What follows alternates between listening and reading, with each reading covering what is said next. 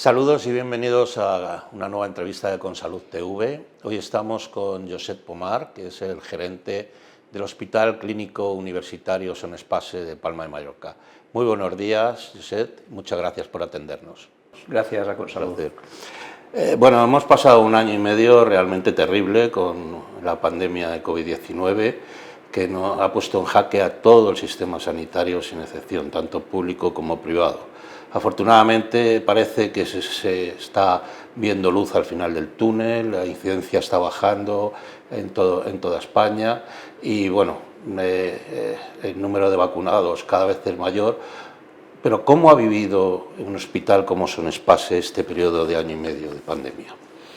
Yo creo que de manera muy parecida a la gran mayoría de hospitales, a veces con algunas diferencias entre olas, ¿no? Para nosotros la primera ola, a diferencia de Madrid y Cataluña, fue algo más llevadera, no llegamos a los picos que se vivieron en otras comunidades, y sin embargo esta última ola, la ola de julio y agosto, para nosotros ha sido la más difícil, la más cruel.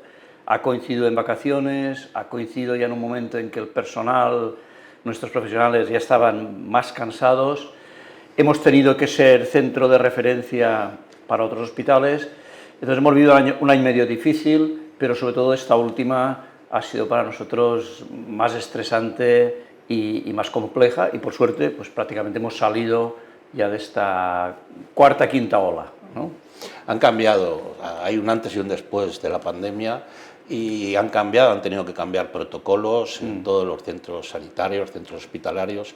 En el caso de Son Espace, ¿esos protocolos volverán a su inicio prepandemia o se ha aprendido cosas de la pandemia que se van a aplicar posteriormente? Sí, yo creo que todavía falta algo de tiempo un poco para tener esta perspectiva de qué pozo positivo ha dejado la pandemia. Hay algunas cosas que evidentemente hemos incorporado, ¿no? Está claro que trabajamos mucho más en reuniones virtuales, en videoconferencias, nos cuesta menos comunicarnos, ¿no? Incluso dentro del propio hospital, que este es un hospital con grandes dimensiones, nos conectamos y tenemos reuniones de este tipo, por lo tanto hemos cambiado algo por ahí. La relación con los pacientes también ha ido cambiando un poquito. Ha habido más conciencia en el hospital de que el trabajo multidisciplinar, el trabajo en equipos, tenía muchas ventajas, ¿no? Algunos servicios se han descubierto entre ellos, han descubierto que podían colaborar, ¿no? Y estas son cosas, bueno, pues que si sabemos aprovechar, si sabemos trabajarlas, si sabemos incentivarlas, pues dentro de un tiempo veremos algún resultado positivo pues de este estrés que ha supuesto y de esta reflexión posterior a la pandemia. ¿Cómo está la actualidad, tanto la ocupación de las UCIs como el hospital en general en cuanto a pacientes COVID? Sí, en cuanto a pacientes COVID estamos ya de salida. Hoy, a día de hoy, teníamos 9 pacientes en la UCI. Esto supone todavía un esfuerzo, esto supone que en este momento nuestra UCI tiene unas 12 camas más de lo habitual, 9 pacientes en la UCI y solo 5 pacientes en la planta, ¿no? Por lo tanto, prácticamente cuando estos pacientes de UCI, los pacientes de larga duración salgan, nosotros calculamos que a finales de mes de octubre, si no hay sorpresas, el hospital estaría ya limpio de UCI, de COVID. O sea que esperemos que a final de año prácticamente el hospital vuelva a su normalidad prepandemia. Sí, nosotros estamos recuperando, bueno, con bastante esfuerzo un poco la situación ordinaria.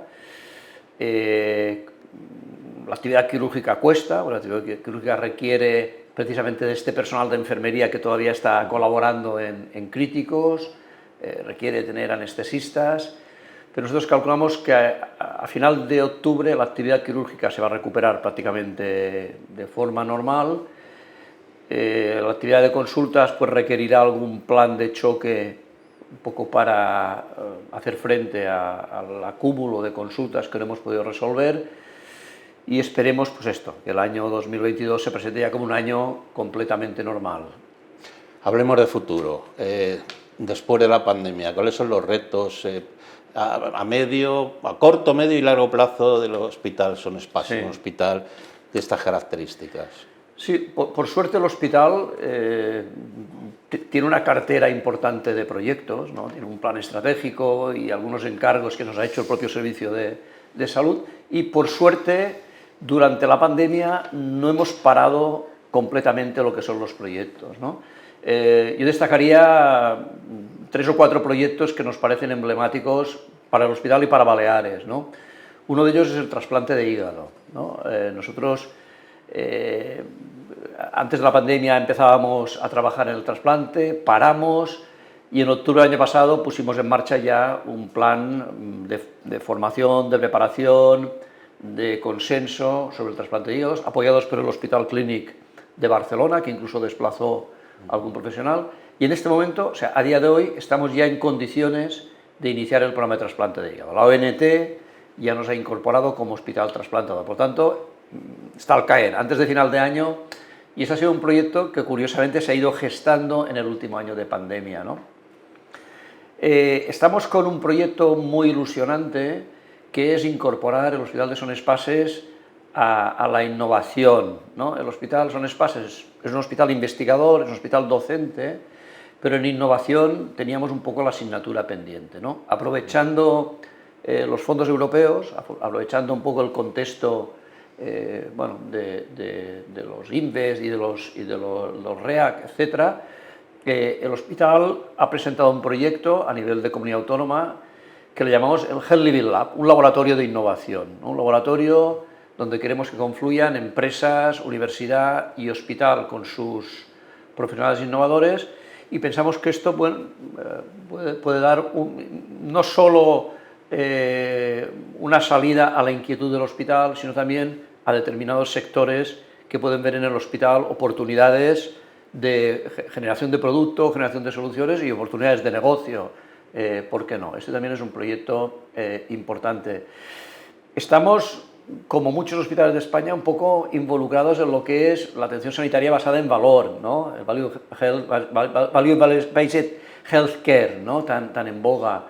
Y esto supone una transformación, creación de unidades funcionales, creación de grupos de trabajo de right care, de medicina basada en valor, de prácticas de no hacer. Y este sería para mí el tercer gran proyecto que ahora vamos a impulsar en esta salida. Trabajar de otra manera, en definitiva.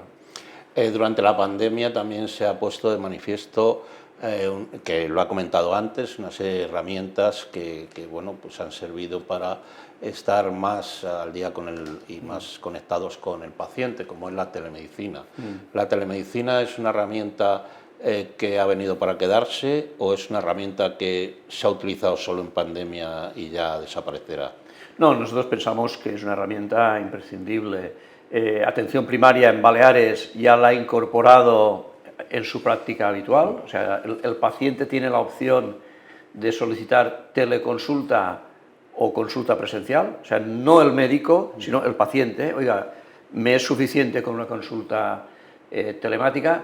En el hospital no lo estamos haciendo, hemos tenido la oportunidad de hacer consulta telefónica, bueno, yo creo que también agradecida por los pacientes, ¿no? Que su médico le llame también impresiona, ¿no? El médico me ha llamado y hemos tenido una conversación telefónica. Yo estoy convencido que esto va a anclarse, posiblemente tendrá que regularse, tendrá que ordenarse, tendremos que evitar el abuso de la no presencialidad, pero yo creo que va a ser también un paso en el que vamos a ganar en eficiencia y posiblemente también en mejora de la comunicación entre paciente y usuario y profesional. En este sentido también Son Espases estrena página web nueva, ¿no? Hace poco. ¿Qué aporta esta página web para los usuarios, para los pacientes? Sí, así es. También se nos quedó frenada en el inicio de la pandemia y entonces tuvimos que esperar un poquito. La hemos estrenado ahora en septiembre.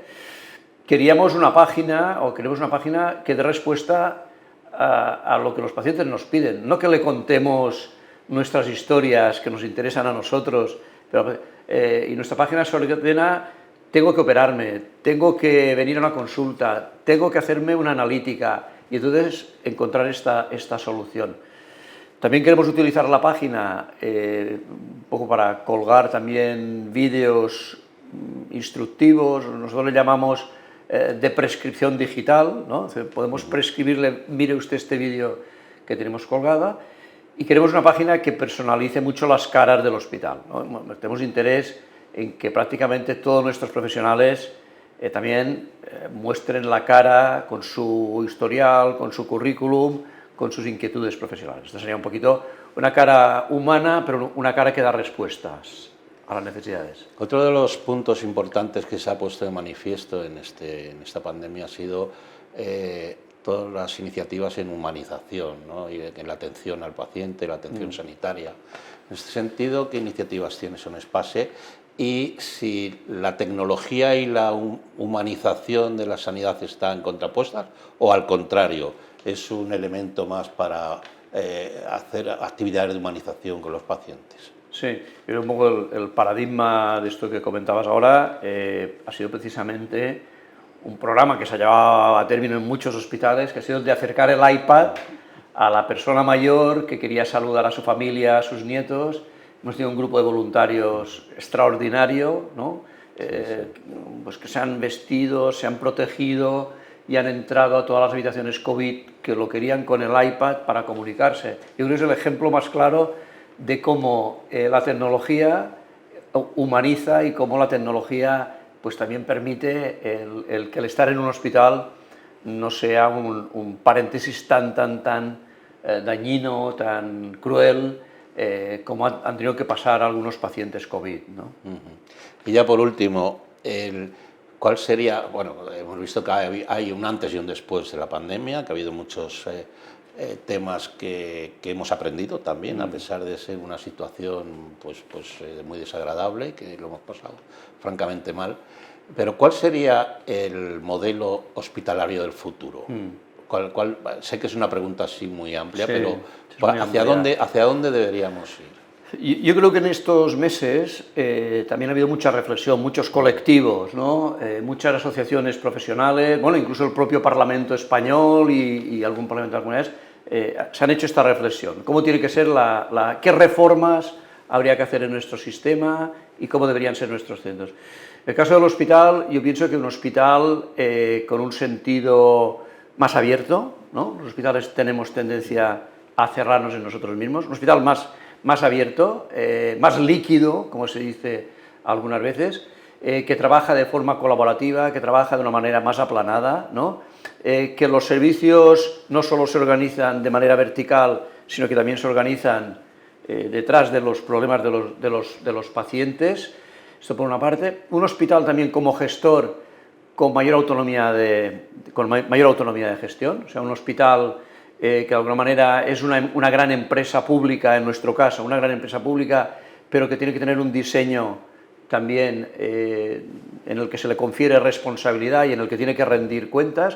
Yo creo que seguimos excesivamente pegados a la administración en el sentido, no como hospital público, los hospitales españoles tienen que ser públicos. Yo creo que esto es algo fuera de discusión en su gran mayoría, pero sí que tienen que alejarse del modelo funcionarial, del modelo burocrático, porque esto supone una dificultad de adaptación al futuro, supone el generar cuellos de botella que no conducen a nada y supone la pérdida muchas veces de ilusión, de motivación del profesional, ¿no? Por lo tanto, yo creo que hay que seguir pensando en un hospital más autónomo y más desburocratizado. Muchísimas gracias, Josep Pomar, por estas palabras, por atendernos en su despacho y nada, seguimos en contacto y hasta siempre. Gracias a Consalud, como siempre. Gracias.